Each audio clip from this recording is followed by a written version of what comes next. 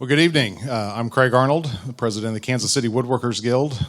Many of you won't be seeing this live because we're having internet problems here at the Guild. We suspect it might be because of the geyser that was in the parking lot earlier this week, but we're going to check that out, see if our Google line is still. We've got, want to welcome any first-time viewers.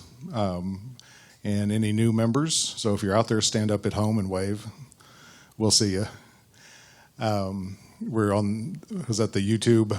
Yeah, YouTube live events. If you can upload it, it works well. So let's see. We want to move on. Walter Murphy passed away a little over a month ago. I've known Walter for a few years. He was a customer at Woodcraft as well as coming in here. He always offered great advice, and he was usually spot on with it, and I'll always miss his very infectious smile. He was really good to have a laugh, and so I'll miss him greatly. All right, we got Cal Hobbs. His dad's coming up to do a class. I'll turn this over to Cal.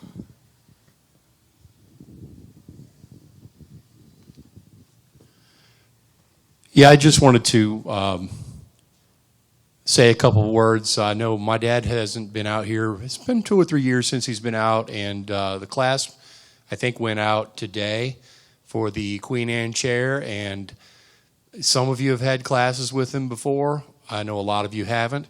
If you get a chance, I think a couple of people have already signed up. We only have 6 in the class.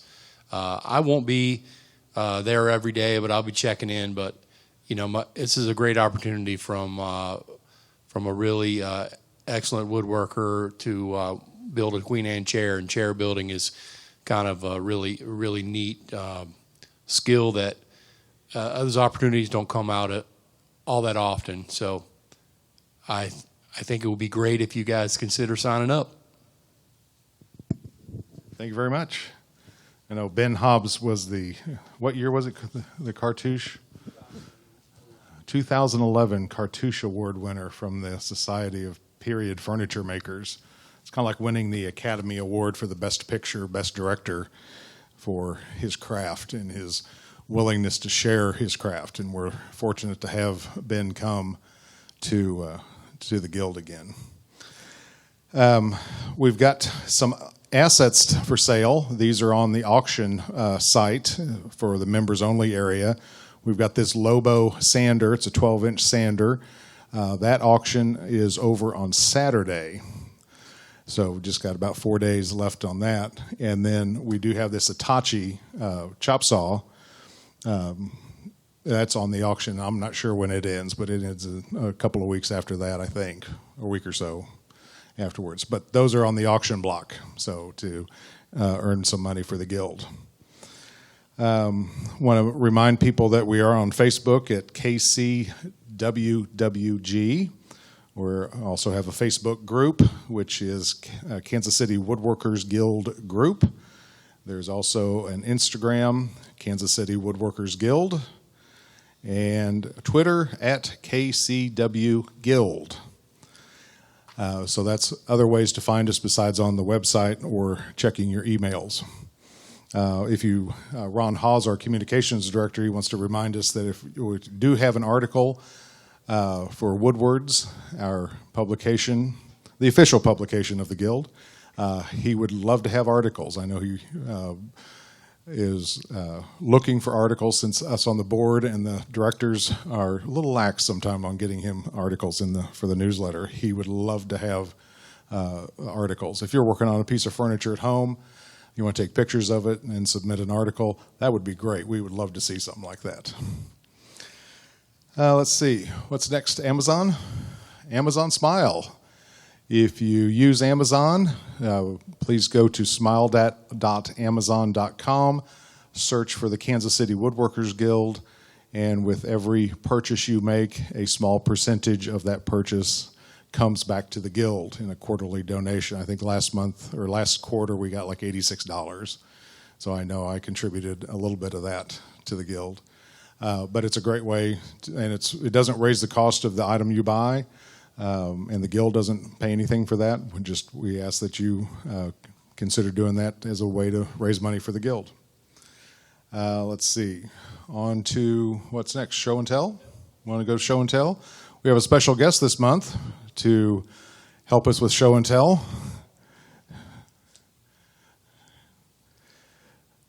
Round of applause. Jim Bainey, everyone. All right.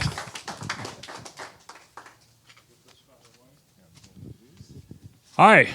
Been a long time, and it's good to be back. They're wheeling this junk out of the way. I mean, tools out of the way. It's not Harbor Freight, so they are officially tools.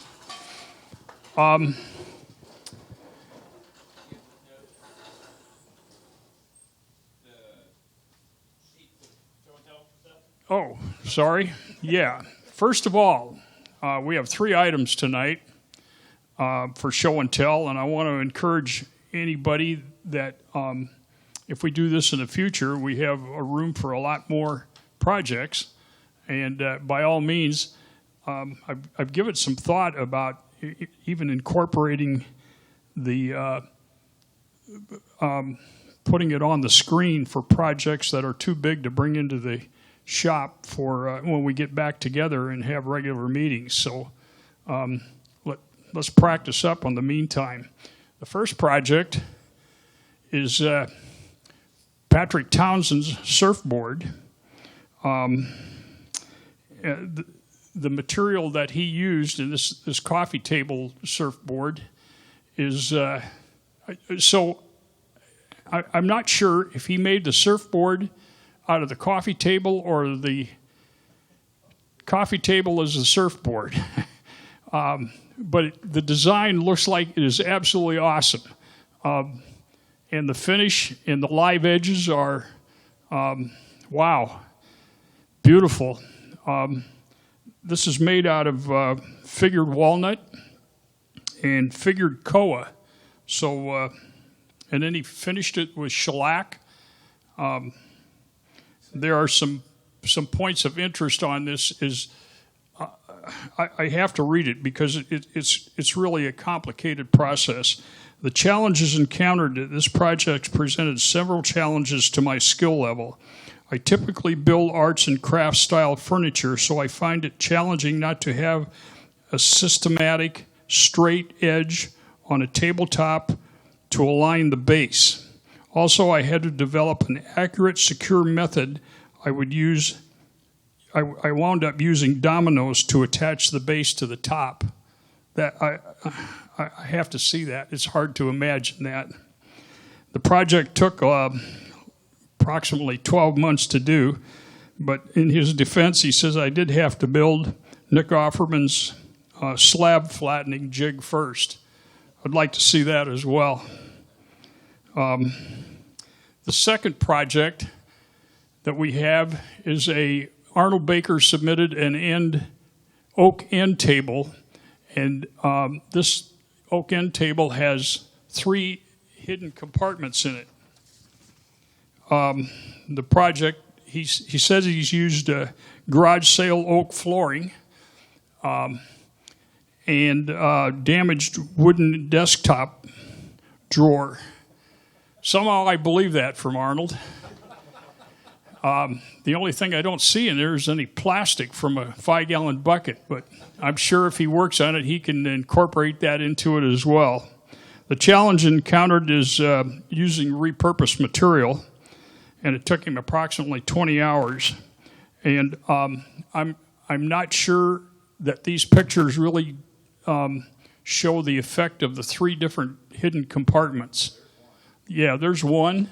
Is there another one? Is that a second one? Okay. Oh, the top slides back and forth. So,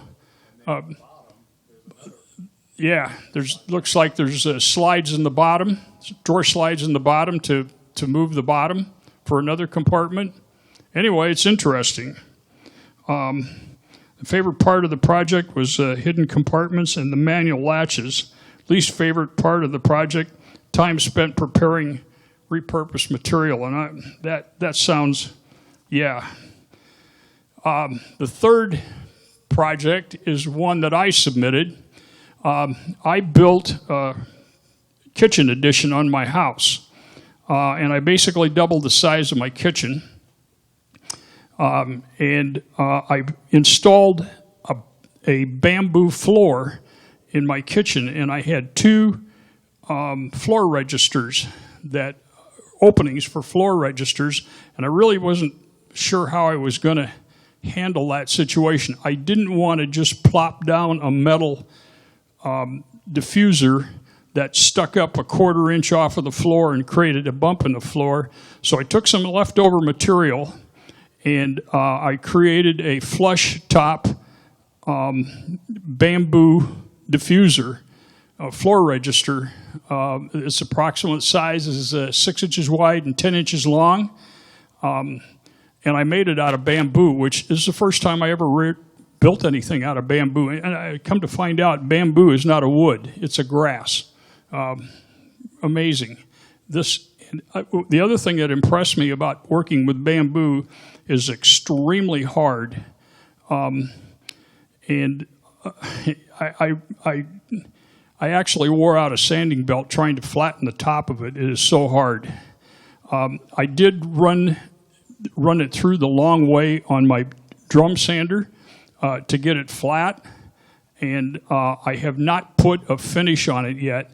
I called the company that supplied the floor to find out what kind of a finish that was so I could basically copy it, and they laughed at me because they said it was a ceramic finish on the floor. So I'm probably going to end up just spraying some water-based urethane on it and hope it blends in with the color. That's about it for show and tell. Really want to encourage more participants for next month, because I'm sure we're probably going to meet this way again next month. So please send some more projects in. Great. Thank you, Jim. Glad you were here tonight. Yes, and a round of applause goes up for Jim Bainey. All righty. So we'll talk about the SIGs. For those of you who are new with this, the SIG is a special interest group.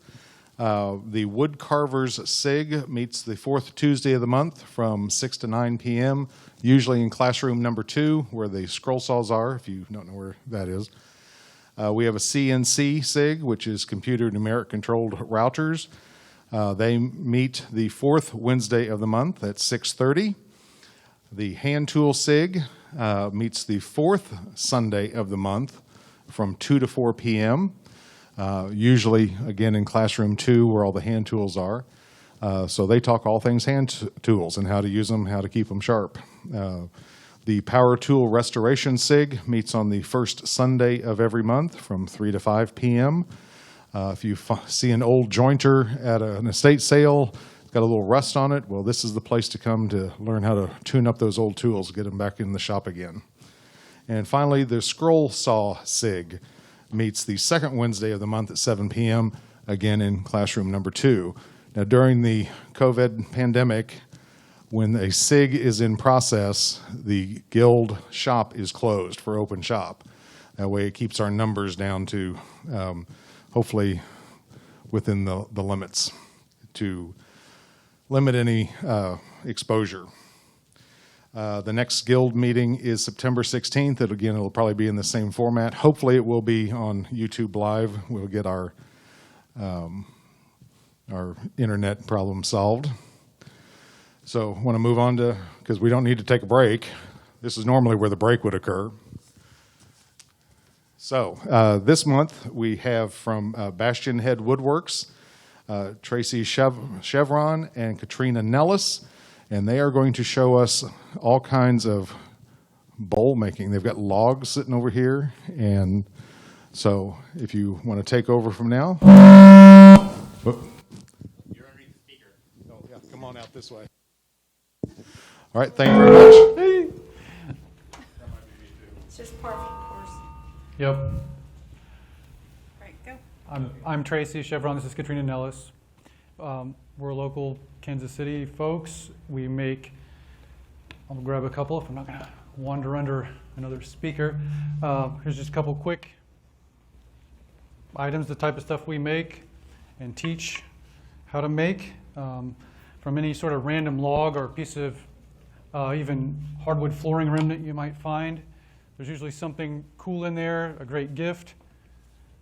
And what we really wanted to show today is using an angle grinder to very rapidly shape wood freehand without any guides or templates and just work with what the log or board gives you. This is going to be kind of the power carving star of the show, this bit called the ArborTech Turbo Plane. And yeah, here it is off the grinder. Very humble looking, but very, very capable tool. We will be making a huge mess right about this area. That's the kind of the one downside to power carving. There's no dust collection Yeah. for power carving as of yet.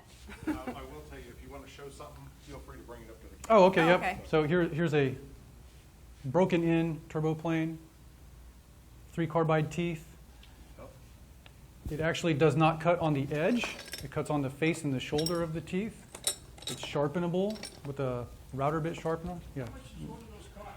They typically retail about $150, which seems like a fairly high price for something so modest looking until you use it and figure out how to get good work from it. I'd probably pay 10 times that if I had to get another one of these. I like to tell a story. We got our first turbo plane in 2015, and it was the only one we had for a long time. Now we teach, and so we have multiple turbo planes.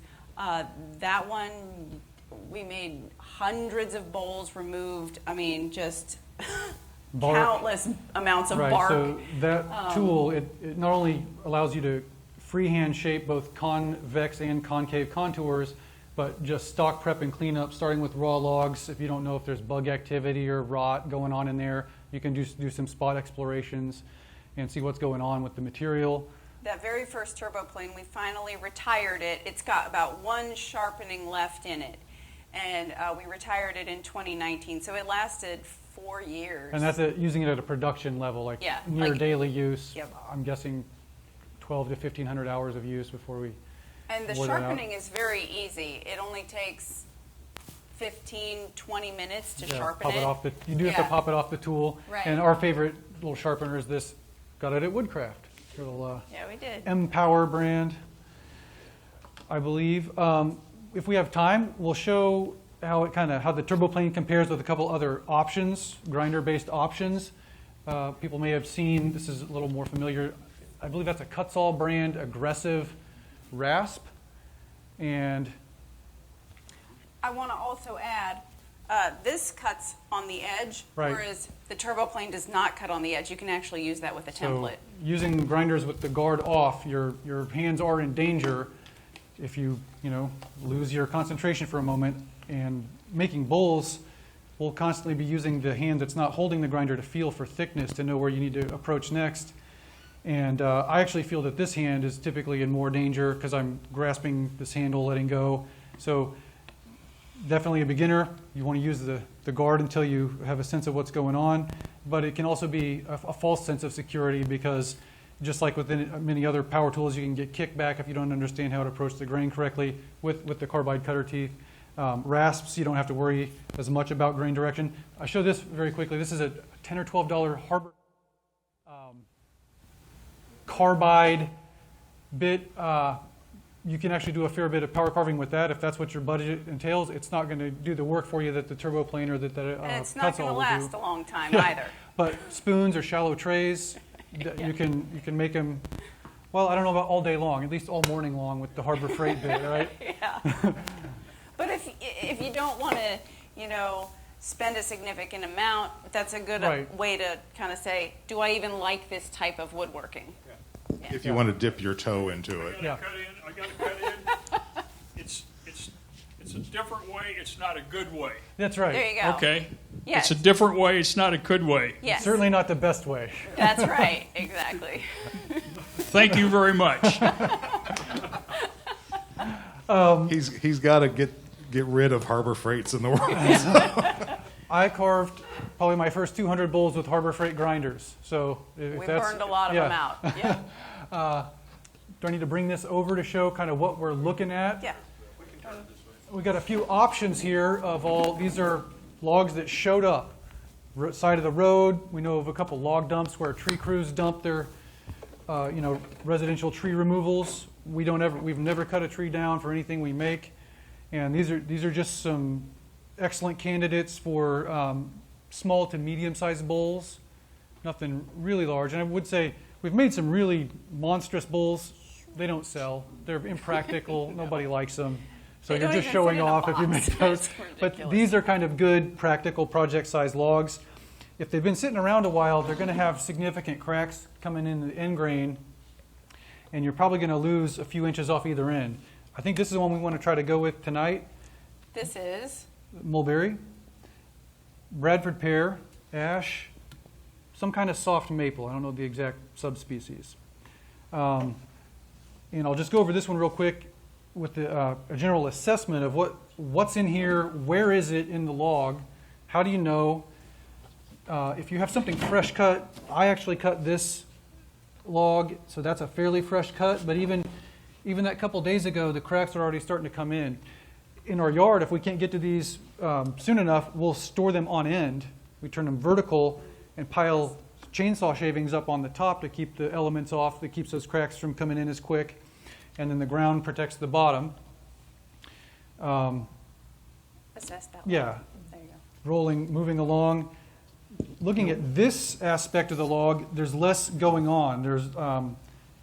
There's minor undulations, like little starts of little limbs and that kind of thing, but the other side has major issues. Yeah, big knot, a couple of scars here. There's a Now, curve. are you trying to avoid those or It depends. incorporate those?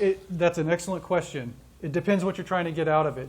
They're definitely going to make it more difficult, and like if you have a big limb coming out, yeah, you may have some end grain to deal with, depending on what kind of tool you're using. That can be a kickback issue if you're carving straight on an end grain. Yeah, this has a little crumbly inclusion here. When you see these scars and stuff like that, you may carve in and find an ant colony in there.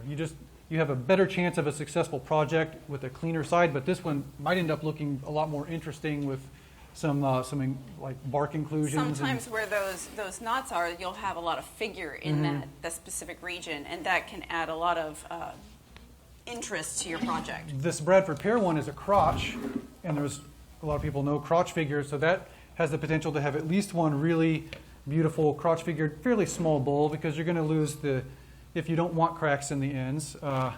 We grabbed that Bradford pear bowl. Katrina's solution to that, people always ask, how do you keep them from cracking? Well, you dry them slowly if you can, but she just started stitching them up, and a lot of our customers like that as just a feature. That's if you do get a copper, big isn't split- it? Copper wire in there? It's jewelry wire, so Jewelry I think wire? they're using copper, but it comes in like rainbow of colors. Okay. I also want to add on this bowl that we like to save as much time and spend as right. little time sanding as possible. And so this is actually straight off the chainsaw. We just left the chainsaw texture on the outside. Just use a little mop sander Yep. on that after it was dry, Yep. so it's not splintery. Oh, yes. Oh, How many bowls can you get with a good log? that's a Typically, really good question. very good question. Most of these, there's one or two. A good log, you'll be able to get, Something this size. Yeah. you'll either split it or cut it in half, and you may get two good project blanks. You may only get one, you may get none, but generally, The larger the log is, the more you can get out of it. So sometimes on a really big log, we'll be able to get a slab and then a full bowl, and then like the offcuts on the sides you can make little bowls out of. So what is that, like 8 for Yeah. a really big log? Yeah. very large log, yeah, we've gotten as many as 6 or 8 bowls of various sizes, plus spoon blanks, plus little candy dish offcuts. So quite a few projects then out of a single it large just log. keeps getting smaller and smaller. We don't waste anything. Make hairpins for ladies to put their hair up in like a bun, and butter spreaders. I mean, And everything. these are all, and I'll just turn this card around. They all have their considerations. This maple is the cleanest log. I don't think it has any knots or limbs coming off of it, so it probably has 2 nice, clean halves that aren't going to have any issues to deal with. Of course, you get that bark off, you never know what's under there. This ash, ash is my personal favorite wood for making about anything, especially axe handles. The pith is very off-center on this one, so that's a consideration. We like to keep the pith completely out. If you want to grab another one of those where we've scalloped out on the ends. We do this not so much as a stylistic thing, but we're omitting most of the pith because that's where the cracks want to originate, and if they start, they're going to try to migrate in. So on this log, if I were to cut the log itself in half, that puts the pith entirely on that half. That side would be either smaller projects like spoons, if we're keeping the pith out of those as well. And I have this nice clean area over here. Otherwise, I might split it there, keeping that pith on this side and omitting this bug hole and have a wider blank down there. So every log you come across is going to have considerations. And Do you chainsaw or split it with wedges? it's always a safer bet to chainsaw. If you know that a particular tree, it can even vary within a species whether a certain tree will split clean or not. I've had walnut that will split almost like you sawed it in half, and I've seen walnut that's really interlocked with the fibers, and you'll just tear it apart to split it. We're going to chainsaw this one, and we better get rolling. And we're not going to get totally done and be able to put a finish on this. That won't happen for about a year because of the drying time, at least 6 months. The thinner you get the bowl, the faster it will dry, the less chance of cracks. We typically give ours about a year, give or take. First step is some electric chainsawing. We use electric chainsaws as much as we can because they always start. We can just put canola oil in there. They run slow enough that it won't burn the oil. And then the shavings that come off are all compostable. They go to Mom's garden. We don't worry about the petroleum bar oil building up in our soil in our backyard. I'm just going to cut probably 3 or so inches off each end of this, give another quick assessment, and then I'm going to make a single cut. I'm going to rip the log in half, and I'm going to cut along the log, not into the end grain. You'll get a much cleaner cut that way. I'm going to put on some safety gear. And I noticed that you're wearing safety glasses. Yeah. And now I notice you also you're not, this isn't going to be one of these things where it's got to have the chaps and all that. Right. Everyone's safety is their own, assessment as far as what you need to feel safe. I've tried chainsaw chaps, but most of the time I'm working in the summer heat, and any layer I have on more than the minimum is like too much. I'm also going to break in here that for you guild members watching at home, you are not allowed to do this here at the guild. Better throw that in there now. And the mess is the worst part of it. I will be watching out though. If I'm cutting off the side of this cutting stand and I have some pressure behind the saw and I come through that cut faster than I expect, my legs are in the danger zone. So I'll be very mindful about the momentum that's behind the saw. This particular chainsaw is of great value. It's at Menards. It's like the most powerful, longest bar electric chainsaw I can find. $80 at Menards if anybody's looking for one for yard cleanup or woodworking.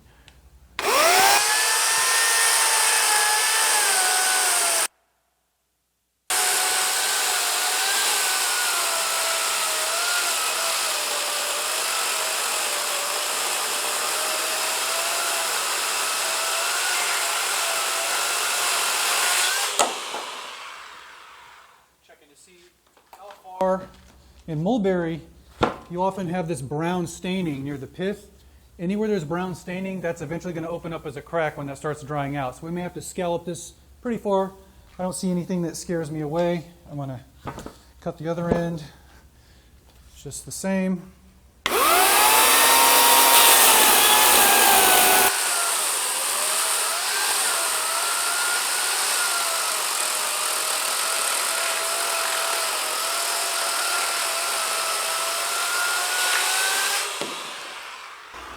That's interesting. See how far off center the pith is on this end, way over here. Interesting. So sometimes you just never know. Now I have to find my best line of cut, and I think this is the cleaner half. This is the one we're going to try to go with now. So what I'm going to do is prop this up. I'm going to first make sure that my chainsaw bar can pass all the way through in one clean cut. So the tip of the bar does poke out about an inch or so. That's good. And I'm going to grab a couple of pieces of what look like firewood. And just to keep that from rolling, trying to roll off of there. Sometimes it's necessary, sometimes it's not. It would be better if those were split, kind of triangular. And I'm going to try to eyeball my chainsaw bar. It doesn't have to be exact, but I'm going to try to go right through the pith. I may need to roll that a little bit. And it's best to try to get the saw to go straight down with gravity and not try to cut at an angle. So just let the saw do the work. Yep, and not be trying to steer it. And don't make try a to steer crooked the cut. saw. Yeah. So the more perfectly vertical you can get it, the better. Let's try.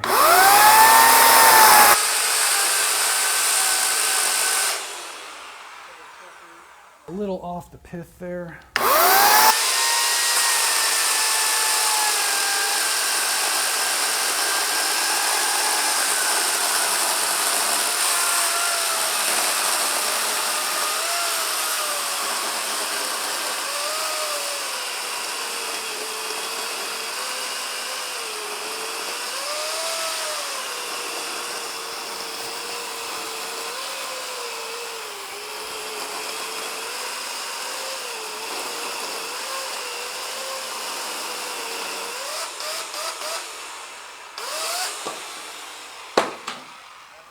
Time. Now I stopped before I went all the way through because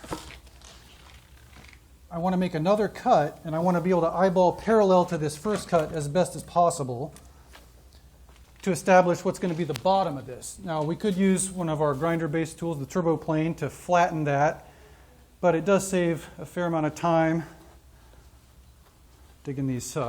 When you cut into the side of the log like that, you get these kind of stringy ribbon-like shavings. These are the ones we pile up on logs to keep them from drying out, but they do clog the chainsaw. It's better to unplug before you're digging your fingers in there, of course. So I'm going to eyeball where the bottom of this is. This is going to be fairly shallow. It's going to be more like a deep tray.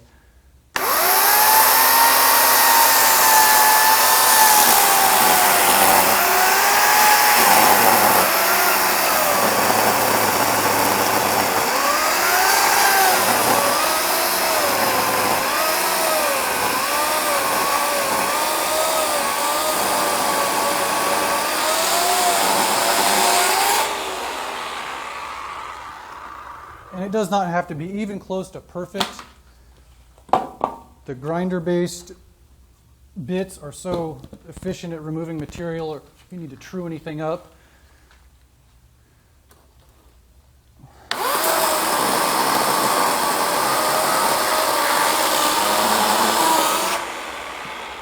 All right, there we go. Right along the pith, pretty much. And then it's your call if you want to use the chainsaw to clean up some of these ends or just the grinder. I will just speed this up just a little bit.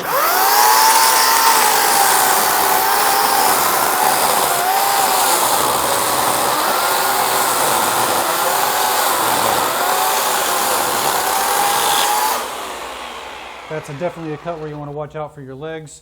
Some people may not be comfortable making those awkward sideways cuts.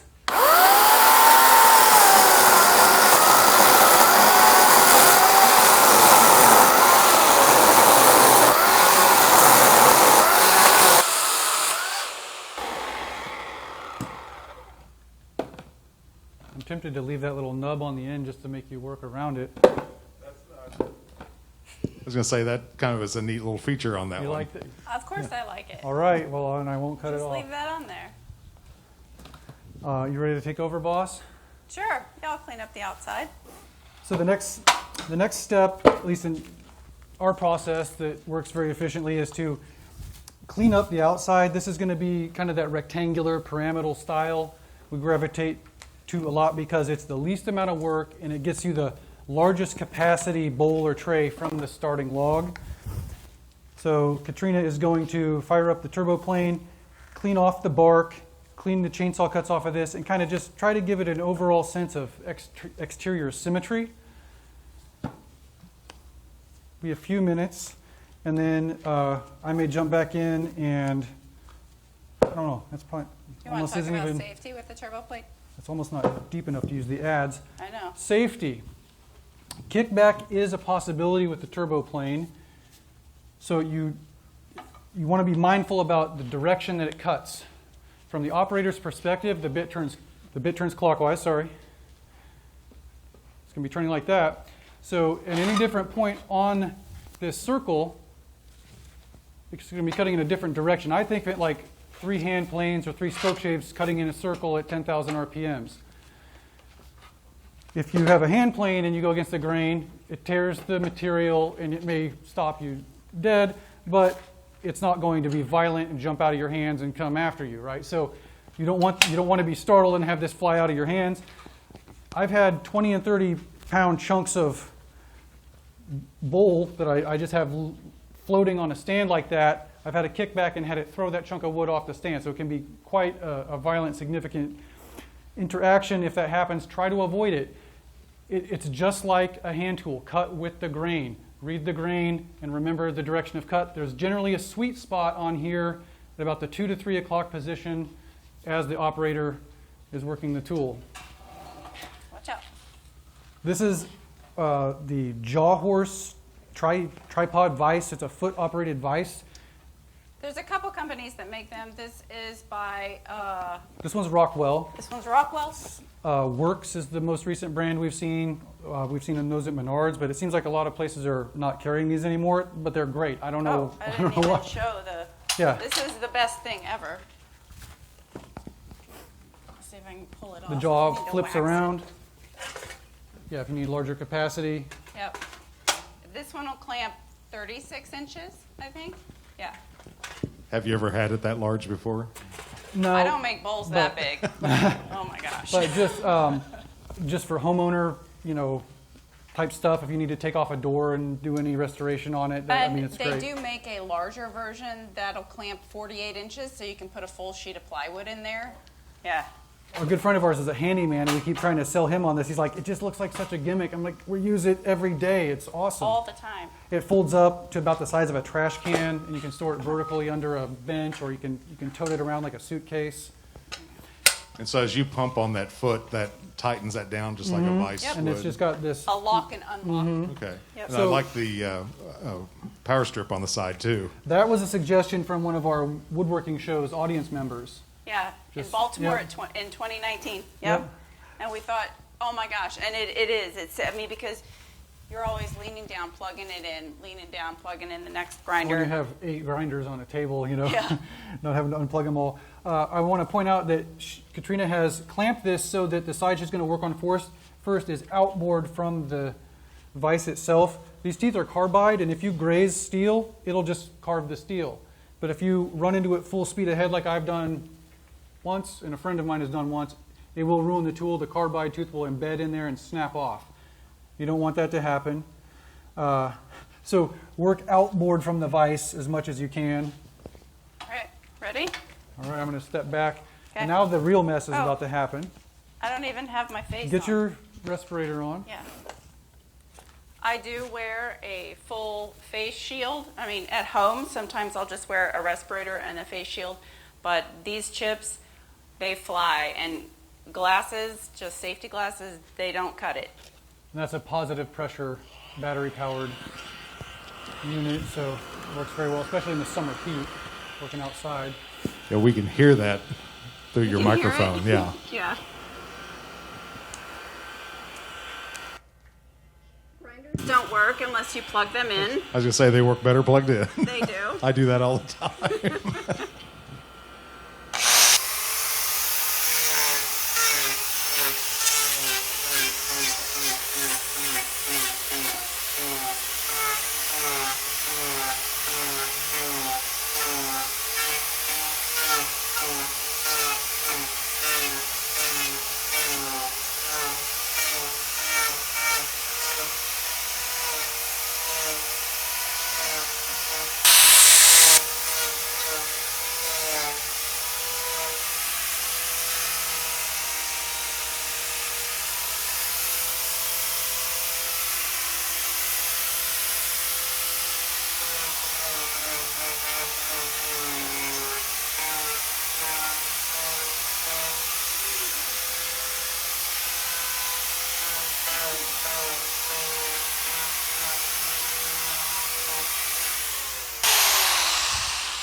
Okay, you weren't kidding about chips flying. Jim Bainey's about 20 feet away, and he's covered with chips back here. All of our power carving is done outside. We'll stay as late as we have to cleaning up the mess. And so that little bit, you were just basically, you're trying to maintain is basically a live edge on this one, right? Yes. Okay, on the sides, because Yep. you want to keep that sapwood contrast. A lot of woods, cherry, walnut, mulberry, they have a nice contrast, and she doesn't want to carve all that sapwood away. Remove that.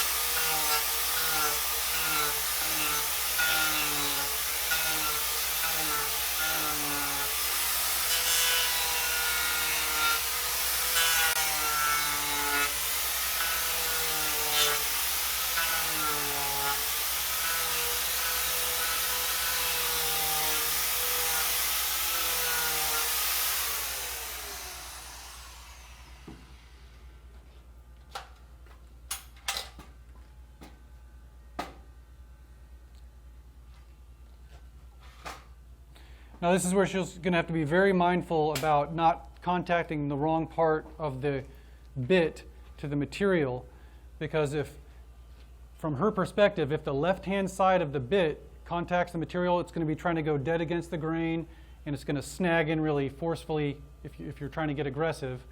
At a minimum, it will mar the smooth, relatively smooth finish you're getting. This is going to be more on the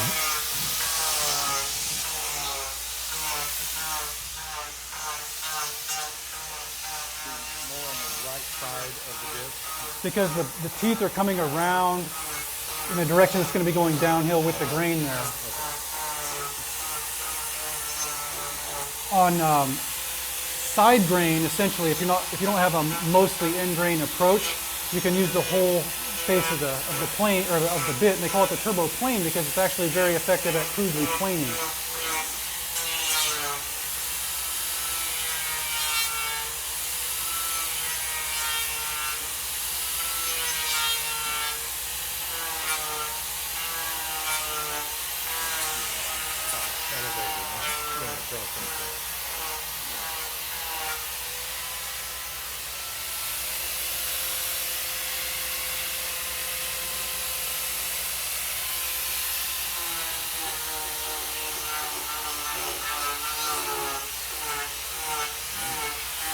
And it'll take rough chainsaw cuts off in one pass, in most wood.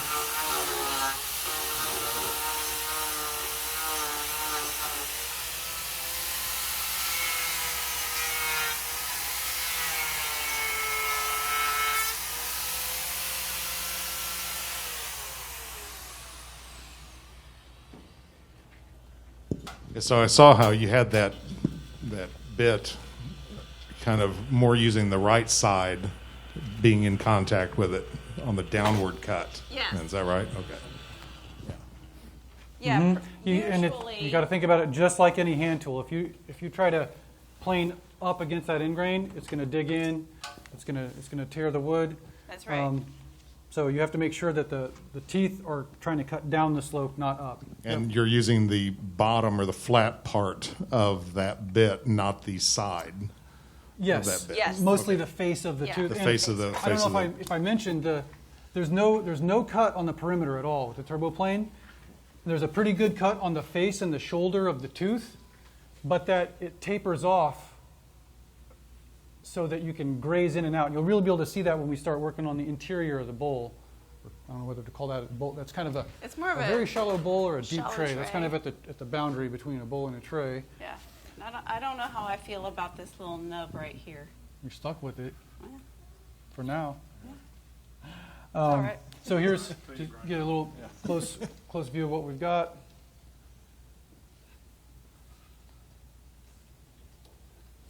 These are those in mulberry.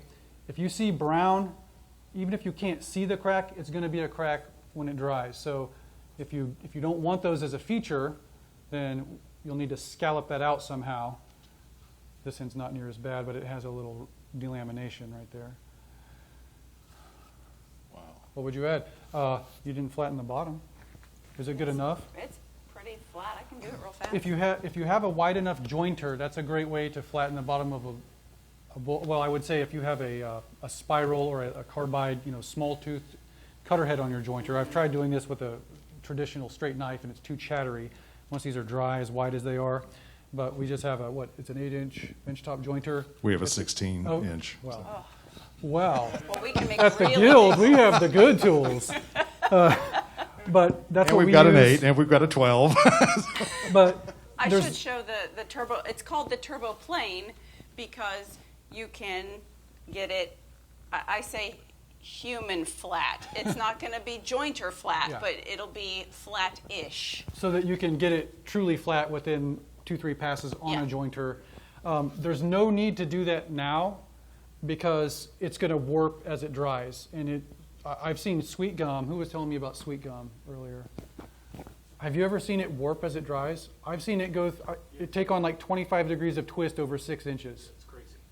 So I won't use it for bowls. It's a great carving wood, but knowing that now, it just warps out of all semblance of the shape that you carved, and you can't flatten it. If you don't want to flatten it, you can just carve in 3 points of contact, and then sand that later. Mm-hmm. So a couple different ways to flatten them, and since we have the jointer, it's easy enough. We usually use that method. Do you want me to flatten You it? want to do it? I can, yeah. Let's see why it's called the turbo plane. This is a side grain aspect. There aren't any limbs coming off, so she's going to be able to use the whole face of the bit without worrying about it kicking back. And she wants to make sure this is the surface she's working on is proud of the vice jaws here. And you're basically just going to take the chainsaw marks off, Just right? yeah. You did a really good job. It's not what she usually says.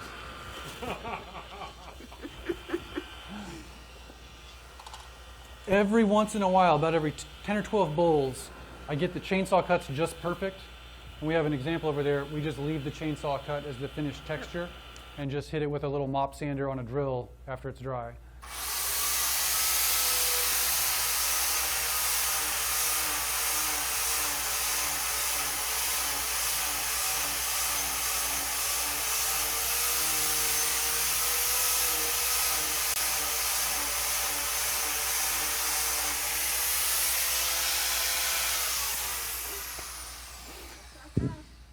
Wow. That's a great tool, and every power carving bit has its advantages and disadvantages. But we like the turbo plane for it's the go-to almost every time. We met somebody at the woodworking shows who was another demonstrator. I forget his name, his company offhand, but he actually really liked that aggressive rasp, and he would glue up in kind of a spiral array random like pallet boards and make these exquisite lamps, but he liked the texture that the rasp left, and he also liked it because he tried the turbo plane and it would chip out end grain because these were glued up in a spiral array, and he would have like end grain glued directly next to side grain, and he couldn't keep it from chipping out sometimes, and the rasp gave him he would put several layers of finish in there, had this really cool texture, so he was sold on the rasp. Yeah. I'm going to go old style here. I had to make a heavy roughing adze to do this job. A lot of our bowls are, there's a substantially larger amount of material to remove. The turbo plane, it's pretty efficient, even from starting on a flat surface, but once you have a shallow dish going on, then it really excels at moving that material out of there. So if I can just get a little bit of that hogged out and get the respirator off for a little bit and get a crazy hamstring workout from this thing. It's just double overhand. But this I just modified from a garden digging mattock, and I've made a handful of these. They work great, but I couldn't find them heavy enough to do this work. Now this is a fairly light bowl, but I'm just going to take a few chops this direction, try to stay away from the side.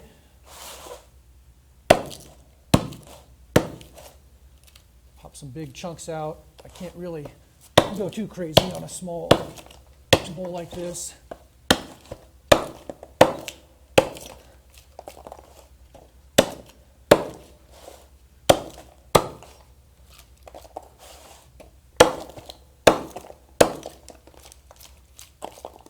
some of the worst of the bulk out.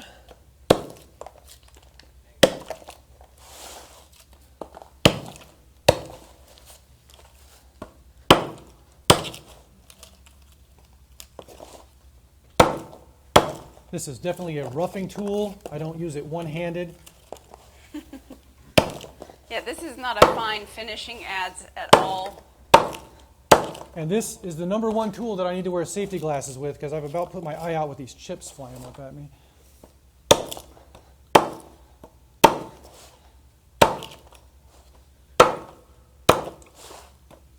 With an adze with a fairly tight curvature, you can come across the grain or along the grain and not have it tear.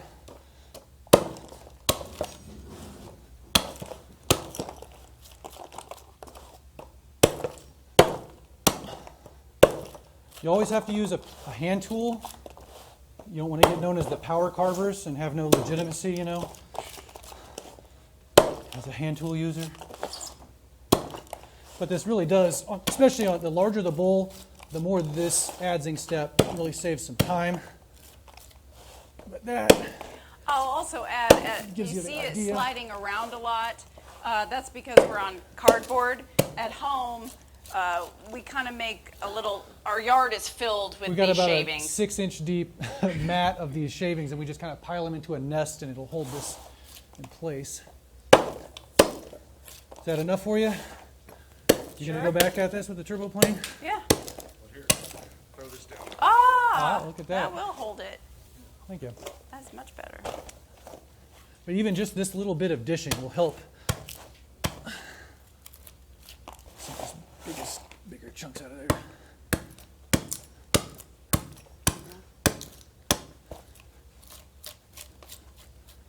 But the lesson is, if you don't have the tool you need, maybe you just have to make it. Your Yep. glasses were fogging up. Puts the work in woodworking, doesn't it? Do you want to do this step? Yeah. You want to You do know the what? hog out step? Maybe you need to show that you can use the turbo. Oh, all right. You'll get to use the high-tech bowl stand. Yes. Do the finish carving. the finish. All right. I'll jump in here. That one's yours. I do want to also mention that you'll see I'm wearing these gloves, and I don't know if you noticed beforehand. I'll take this off and show you. But I've also preempted. I don't have a wound there or anything, but I've preemptively wrapped my hand in athletic tape. This is because when we get really aggressive with the turbo plane, those chips, as you see, they really fly. And I have literally sandblasted my finger, even wearing gloves. So I add an extra layer of protection right there. And we almost always prefer these rubbery, and I like the cold weather ones because they're thicker, as opposed to leather. I mentioned earlier that the guard on a grinder can be a false sense of security. We have a friend who was carving with the turbo plane with the guard on. He was wearing thick leather gloves, and somehow the leather of his glove got sucked in between the bit and the guard. And it didn't cut him, but it was just such a violent reaction that it tore the skin. He had to get a few stitches there. So had the guard not been there, he might have been fine. Might have been worse off, I don't know. But the rubber keeps you from getting hand fatigue. Most grinders now some of them used to have a kind of a rubberized texture, but they're all like this smooth, hard plastic, and leather has no grip on that, and it'll fatigue your hands rapidly. And since we do this a lot, that leads to overuse injuries, which we would rather avoid. So rubbery gloves it is. Even in the summer, I wear these winter thermal ones. All right, let's hog this out. Where am I going to not be in the way here? Step this way. You get a view. Trying to find my approach.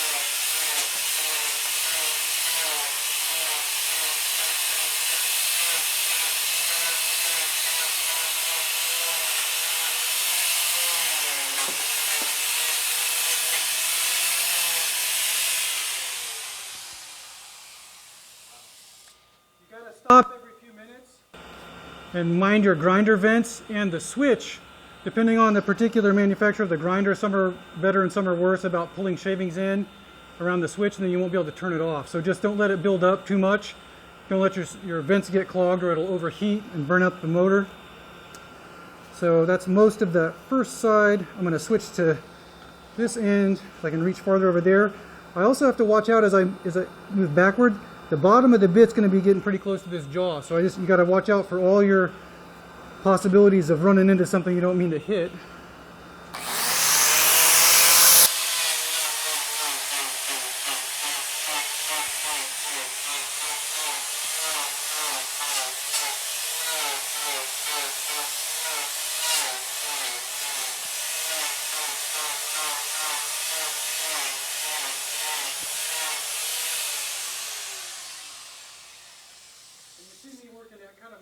Working speed, I have lots of practice. A beginner is not going to be clipping along at that rate.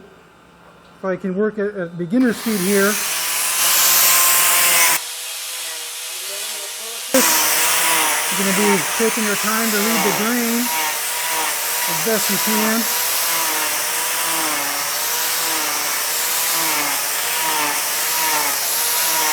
So this is kind of more of a reasonable speed for a beginner.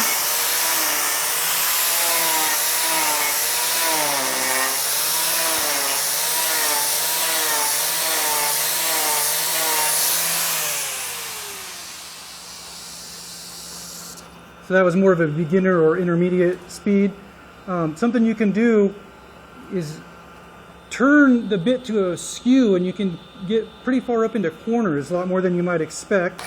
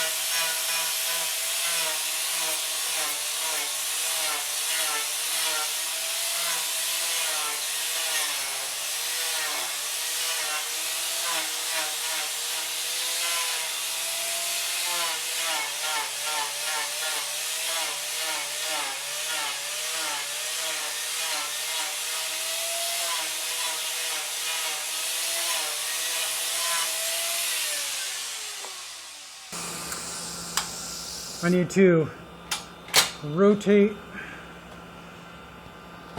No, this I'll have to watch out. I might break that little protuberance off of there.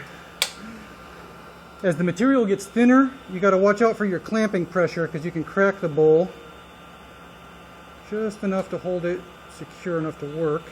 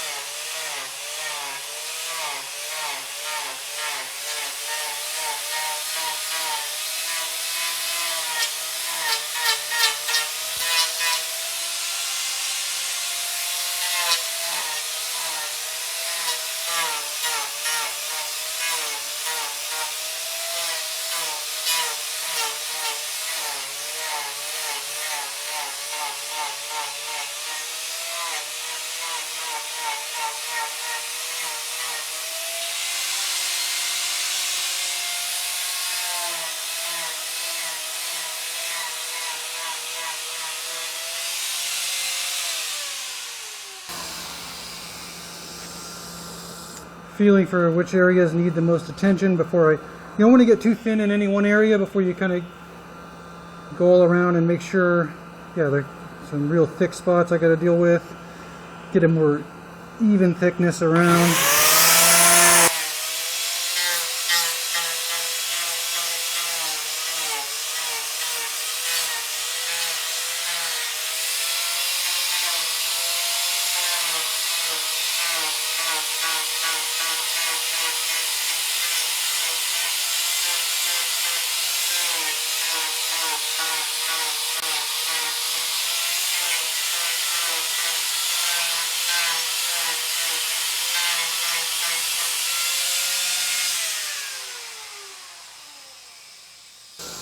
I haven't mentioned, in general, you want to hold the grinder as very close to your body. You'll have a lot more control over it. We'll even often have the tail end of the grinder hugged right against the hip, kind of as an anchor into your body mass. So that corner, beginners always want to be out here like this because it seems scary, but you have almost no control. It can really run away from you. I'm going to get this corner and I'm going to hand it back over to you. I don't want to put my back to people. And finding the right approach without leaning over too far is always good, so it might be better for me to unclamp and find a better approach, but this is just take a second.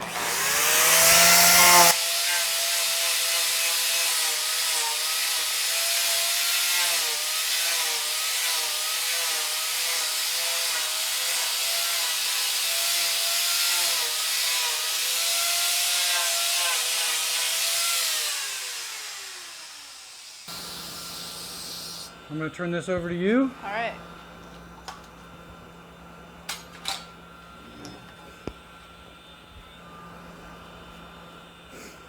So where do you? Right here? That looks great. All right. A stool. And this is, I would not call this an elegant solution, but it seems to work well enough for us. To do the refining work here, and let me place this here for a moment.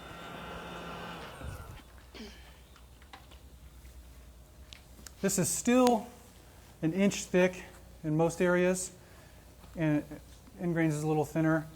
To get to a thickness that will reduce the chances of cracks and dry within a reasonable time, so for us, we want this on the market table as sooner than later. We're going to aim for a bottom thickness of 1/2 to 5/8 of an inch. If we had to guesstimate, we don't usually measure. And tapering up to about 1/4 or 3/8 inch at the edge, ideally. If you're trying to just do a 1-hour demo, you don't always hit that mark. But she's just going to rotate this and work in the top half. It just sits in this little stand like there. It just holds itself down by gravity. So all the aggressive work is done, and she's just going to take light passes and change her approach frequently and be constantly feeling with her non-dominant hand for how that thickness is coming along. And we'll typically do kind of bouts of around 10 minutes sitting at the stand like this. It always seems like you think you're there, and then if you put it down for 5 minutes and come back, you find all kinds of things that you were missing, unevenness, or you forgot to scallop the pith or something, so don't forget to scallop the pith. Ready?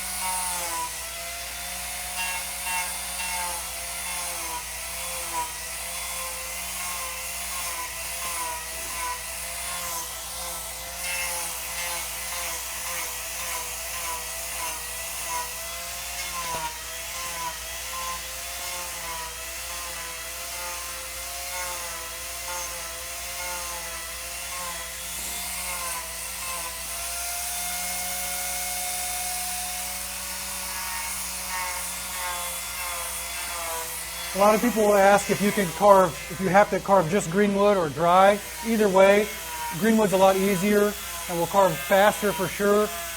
But if you can find some good 8 or 12 quarter stock, then you don't have to deal with the drying.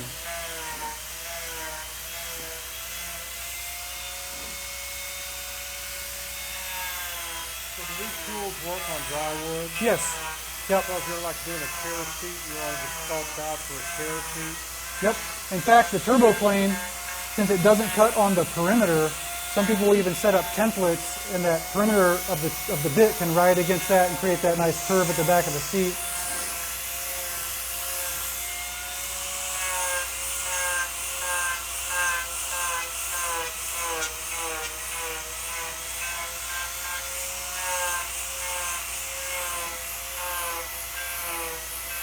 Another advantage of the turbo plane over some of those other tools is the amount of fine dust that it does not generate.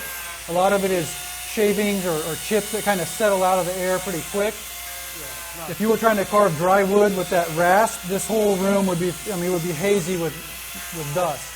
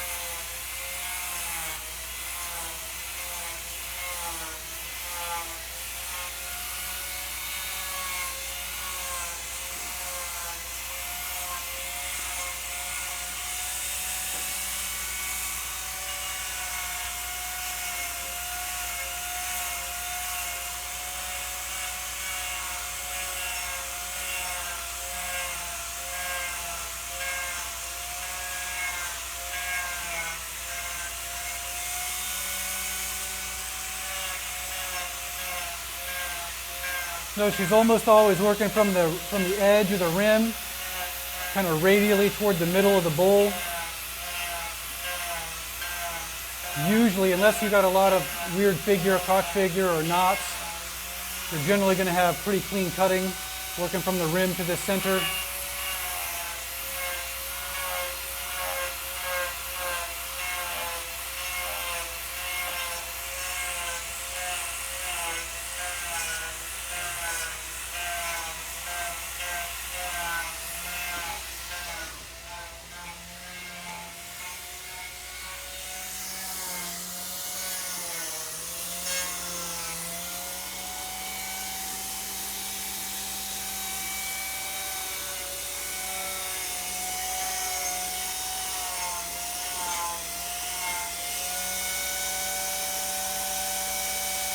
You're clogged up. Can't hear a thing.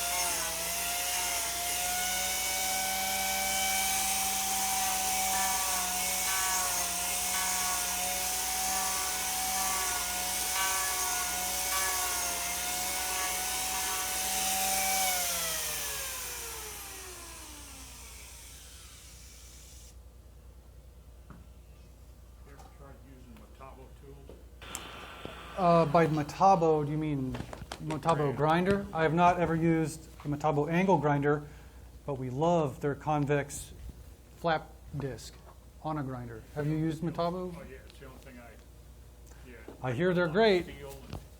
One day we'll have the budget for the Yeah, they're more expensive. top tier. Yeah. And they have a clutch, so you don't burn them out. Ah, nice.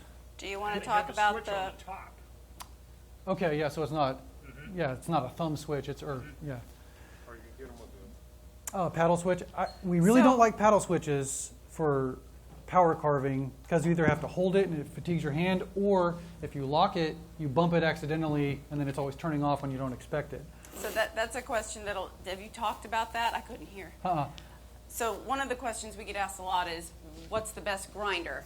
Well, I like to say the best grinder is the one you have. But we try to find, since it's both of us using all of these grinders, something has to fit both of us. And Tracy has much larger hands, and I actually can wear kid-sized gloves. So I have really small hands. And so when we go to a store, any big box store, to find a grinder, we take it out of the box. Each individual grinder, we will take it out, and we make sure we check the switches. Do they actuate? We check the locks. Does it? Some of them have a real sloppy spindle, and that's going to translate into more tool marks if you're trying to avoid sanding, for instance. But most importantly, everyone's ergonomics are different, and you have to find the grinder that fits with you. This one is really very good. The Bosch, it's got a real slender body, so I can hold it and not get fatigued, because this was a really fast bowl. But if I've carved a big maple bowl and I was grinding for 2 straight That hours, would be, I'll just pass that around while you're still, that would be about as thick as you would want to leave, at least as we would want to leave that.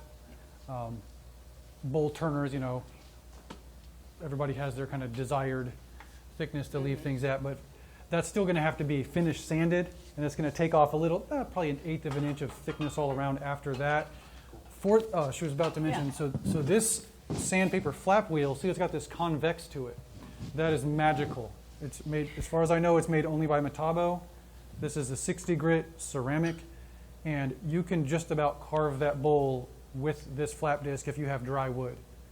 This thing's amazing. When we, so typically we would let that dry for 6 months to a year, and then do the finish sanding, starting with 60 grit to 150 to maybe 320 on just an orbital, 5-inch orbital sander. Doing this step first, doing that first initial sanding with this, cut that sanding time to about 1/4 of what it was.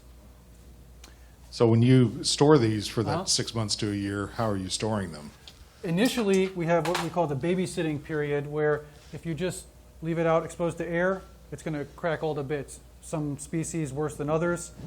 Some people, lathe turners, they get these big puffy ribbon-like shavings, and we've talked to many people who will put some of those shavings in a paper bag with the bowl and just kind of fold the top of the bag over, put it on a shelf somewhere for a couple weeks to initially slow down that moisture loss and avoid the worst of those cracks.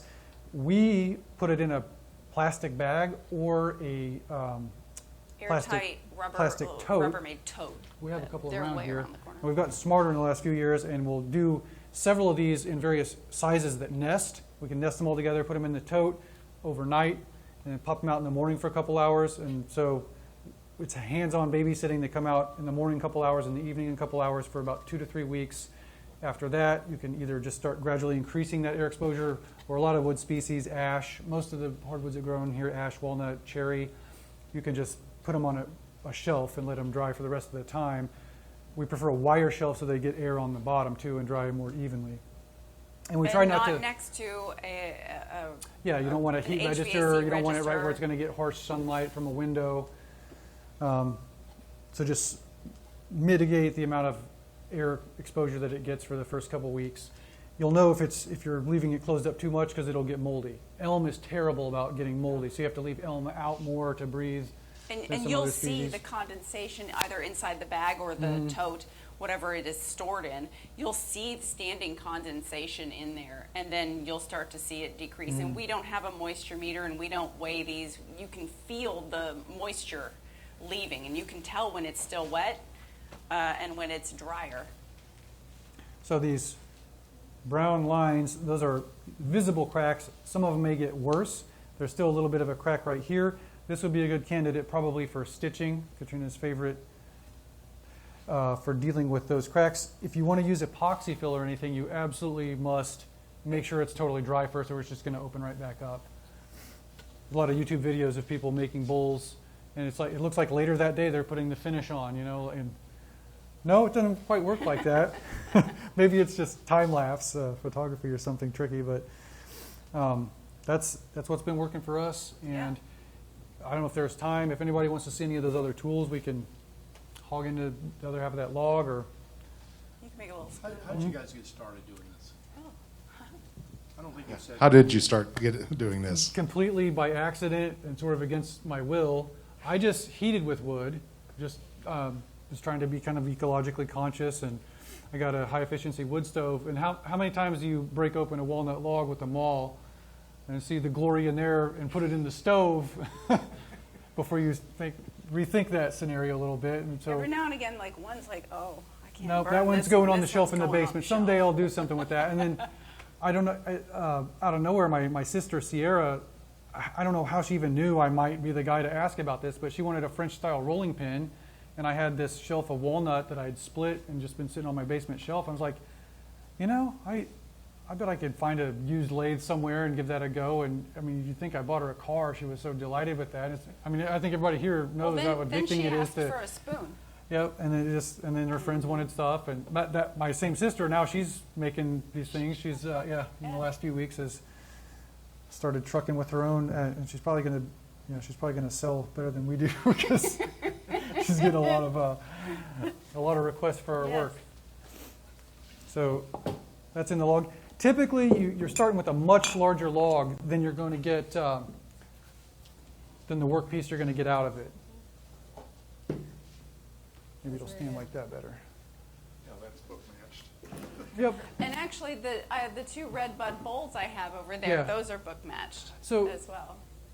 With power carving versus turning, you can get crazy shapes. You can, for the same size log, you end up almost always with a much larger final workpiece, larger capacity, because you don't have to put a circle in it. Those two were book matched like so. This is red bud. The red bud trees don't get very big, but they're almost always really pretty and streaky like that with yellows and browns and greens. Here's some Kansas City walnut and some Ripley figure. That was a minor crotch there. Crotch logs do make, I wouldn't say the best, but often the largest, and certainly there's beautiful figure in most of them. So the bowl in this one would be, this is Bradford pear, would be something like right in there. You're going to lose a little bit of the end from cracking. So it ends up being quite a bit smaller than the initial log.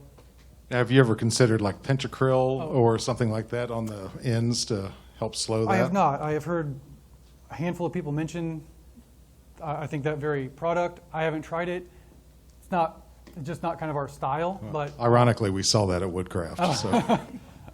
So everybody that's mentioned it loves it. So yeah, there's always one way to skin a cat. We just try to keep it simple and free of additives. Yeah. Our favorite finish is just about 80% olive oil and 20% beeswax. We melt them over low heat and apply it when it's still nice and hot and liquid. Rub it in, even hold it over a stove burner. Rub it in a little bit, let it sit overnight and buff off the excess. And spoons, we just use olive oil. A lot of people ask, like, do food oils go rancid and all that? We have had no issues with olive oil. We've been putting it on our own spoons for years. I would recommend do not use canola, sunflower. There's a few others that will definitely get to smelling weird. What would you add? Don't use coconut oil because it gets weird. And it doesn't go bad, but because the wood dust is tickling my eyes. Because coconut oil is solid at room temperature, when I did this one time, I was like, I've always got coconut oil, and I put it on my spoons, and then I went to grab the spoon the next time, and it had this solid coconut oil on the outside. So Like a weird waxy Yeah, type of it was- residue. yeah. It doesn't soak in well. yeah, it does not. If anybody is curious, this is probably our second favorite Yes. grinder base, meaning you provide your own grinder. Yeah. Our second favorite bit, this is the Arbortech ball gouge. We're pretty sold on, they make all our you're favorite saying bits. B-A-L-L. B-A-L-L, Ball gouge. ball gouge. If you would hold that for a moment. and it just screws on. This is the mini turbo, but it has the same base right here, and it just screws on to any angle grinder. Plenty of dust in there. And what I want to show, if we can get in there, I don't know if we'll be able to pick up the texture. So that, the bowl in this, the There you cavity was basically carved into a piece of what looked like firewood with the turbo plane, freehand, and then we bandsawed this out, let it dry, and then we came back and used that ball gouge to provide that finished texture, and then just used a little mop sander. Klingspor mop sanders are the best as far as we've tried. But that ball gouge does this stippling texture also on the exterior there. Yeah, a little bit of practice. And it's a great effect, especially on plain woods like well, it depends. Not every wood takes well to it, but walnut, cherry, Bradford pear, they carve beautifully. They're pretty plentiful around here. I wouldn't do these on beautiful figured crotchwood. I mean, no. But this was a very straight. Yeah, just kind of a plain grain in there. Yeah. So it carved nicely. But the real advantage is that it reduces sanding time. So it's the ball gouge is versatile. And it looks really small. It is a beast. It will hog stuff out really It cuts fast. sideways. It does not cut down. So you Yes. hold it kind of in a weird. You actually hold yeah. it like this. Yeah, and then you use the side of the cutter. Yep. And it can either create that kind of faux gouge. That's why they call it the ball gouge. Here we go. Here's a few. There's another one in ash. There you It just gives it kind of a rustic, faux gouged. There you Yeah. Texture in there dramatically reduces sanding time. This is some ash that I split, turbo planed that bowl, and that's been ball gouged but not sanded yet. So that's the finish right off the ball gouge, no splinters or anything. But another can pick that up. reason we use the ball gouge is to investigate. So the turbo plane's going to leave it. It's big. It's 3 inches, and it's going to leave a big scoop. Whereas this, if we've got a little knot or a little inclusion or something, or maybe a bug hole, and you want to investigate and see how far that goes, and if it's even worth working on that piece of wood, you just get the ball gouge out and you dig around a little bit and find out. When I make axe handles, it seems like there's like one little bug hole in the middle of this handle somewhere, and I'm like, if it's only 1/8 of an inch deep, this is still good, but I don't want to run it across the joiner trying to get down below that and end up with it being too thin. So I'll just grab that and just go right into that little bug hole and see, oh yeah, it's all the way through, and then I just cut it and make 2 spoons instead of 1 axe handle. Here's another, and I don't know how well our video is going to pick it up, but this is cherry in the rough, finish straight off the ball gouge, no sanding yet. Get a little bit of light to play on that. I don't know. There we go. There we go. Yeah. That's okay, nice. good. Versus a pristine finish that takes quite a bit of sanding to achieve.